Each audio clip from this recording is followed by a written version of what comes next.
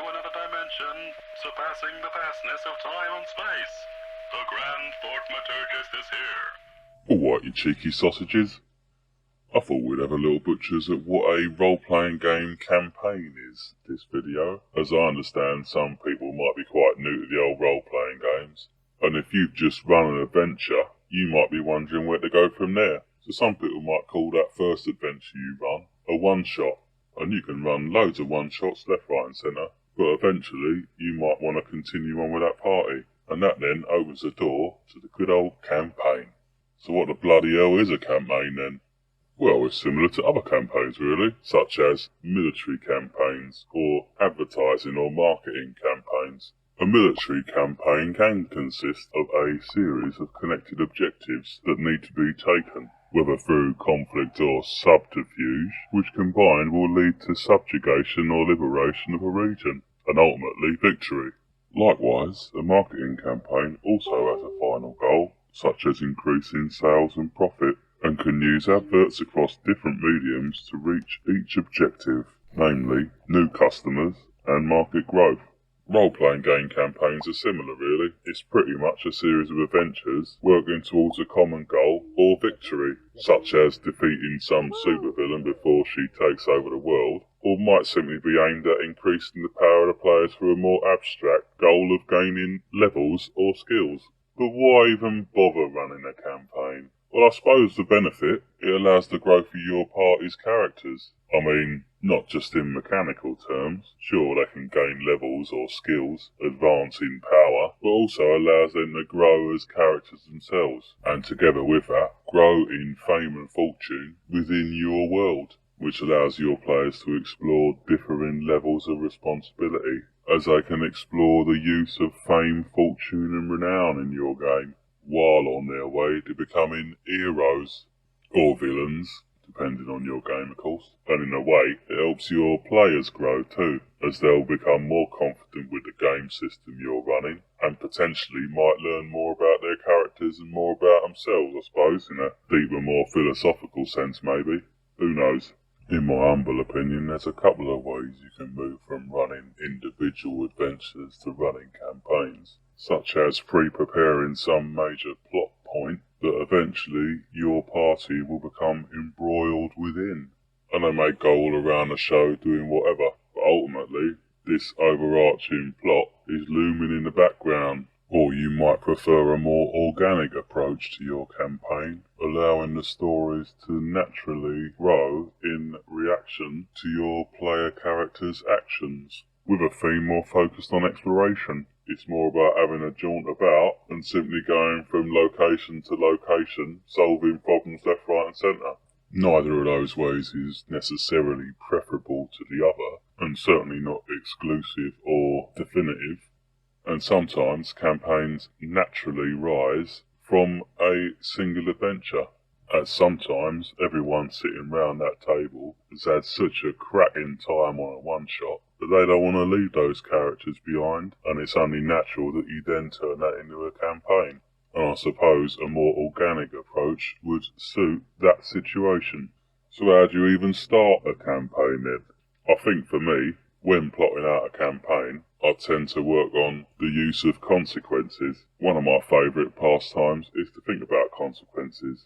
And I think as you run adventures, and if you make the right kind of notes on each adventure, when you read over those notes, or even when you're writing them, you can see potential consequences of everything that happened in that adventure. Consequences is something that I really want to explore to a much deeper level, but I'll leave that for another video, so make sure to subscribe for future videos. But I tend to try and think logically and create a natural flow from each adventure to the next. For instance, if your party's been sent to a dungeon for their first adventure, and they happen to stumble across a key, some ancient artifact, which lo and behold turns out to be a key to opening some sort of gate into a realm of demons. Well, you might have pre-planned that some horrible evil obnob wants to get hold of that key to unleash those demons.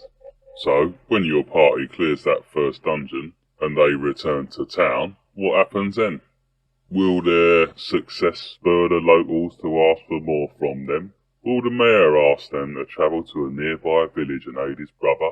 Perhaps the sage will ask for aid in retrieving rare ingredients for his ritual to protect the barony from hellish horrors bound under the mountain. Perhaps they will simply be thanked and let on their way, but in the meantime that evil hobnob we mentioned earlier, he's sent an henchman who's just arrived at the dungeon to retrieve that key that we mentioned. Lo and behold, the party's nicked it. So then what? Will he follow the party's trail back to the village and bring ruin upon them in an attempt to recover it? If they've already left, what then? What else will the hobnob and his henchmen try in recovering that key? Essentially, it's setting up a whole bloody saga where this mastermind wants to unleash these demons. Your players might choose all, none, or a couple of those options from the village, and in a more organic or free-form game, the path of your party will then dictate the path of your story, while in a pre-planned campaign, the objectives of that evil hobnob will continue in the background regardless, and will re-emerge to haunt your party further down the line. For example, as that party's journey continues, the stakes continue to raise. Maybe they become hounded by assassins sent by this mastermind, until the point that they feel that they need to hunt him down and stop him. That's when they learn what his plan is, to unleash those demons, and they realise that it's more important than ever to get rid of him. As they get deeper and deeper embroiled, the campaign continues on, the story grows. Adventure leads to adventure, until eventually the party faces the mastermind, or maybe the mastermind somehow manages to unleash those demons with that key, and the horrible horde of demons screams through the gate. Now your party's faced with a demon prince and his minions, and closing the gate itself. All this would happen in some massive Hollywood budget climax to the tale. Because of course, concluding the party's story is the icing on the cake and the cherry on top. Regarding campaigns, I've heard plenty of sausages mentioning how games masters should incorporate their player characters' backstories into the campaign itself. While I don't definitively disagree with this, I do however think that sometimes it can be tricky to do, especially if you've pre-planned your campaign and the characters might not necessarily be an easy fit into that story arc. It's nice to occasionally import aspects of their backgrounds, but not necessary, I don't think, when it comes to running the campaign. I guess I'm more of a traditionalist in that way. I was brought up on stories of disparate groups banding together to fight evil. The histories are rife with tales of people unconnected from all walks of life uniting to defend liberty and justice. In those tales, the bad guys rarely turn out to have some sort of connection to the heroes. Those disparate groups of heroes fought simply because it was right. I suppose what I'm trying to say is that the major villain in the story doesn't also have to turn out to be the thief that stole one of the character's father's sheep, and who also happens to be another's evil twin, and is also the mastermind behind the assassination of one of the other character's parents. It could just be an evil bastard and completely unconnected, one that needs to be taken out to liberate the people suffering under his tyranny, and this group of random adventurers and wannabe heroes are the ones to do it. There's also something to keep in mind with a campaign, and that is campaign fatigue. I've known campaigns to last many of your Earth years, but I've known just as many that have petered out into non-existence. And I suppose it's something to bear in mind that to maybe have that conversation with your group as to campaign lengths. It's all very well planning eons of material for your epic universe-saving campaign, but if it peters out only halfway through, it can be immensely disappointing for the whole group. But I suppose that's where there's a need to speak to your group and communicate and talk about such things ahead of time. I'd recommend maybe starting with a shorter campaign, that way you can get the feel for it before trying anything too epic. It's a bit of a juggle really, but you'll find your pace and you'll find what works for you and your party. That'll all come in time, and there's no pressure.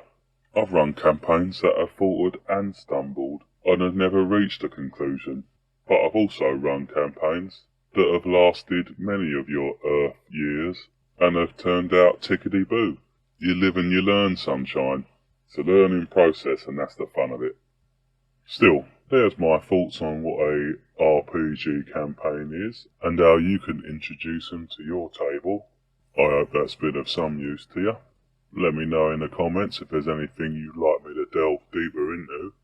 Please do feel free to like and subscribe, and slap the old notification bell, and I'll see you in the next video. Cheers, mortals.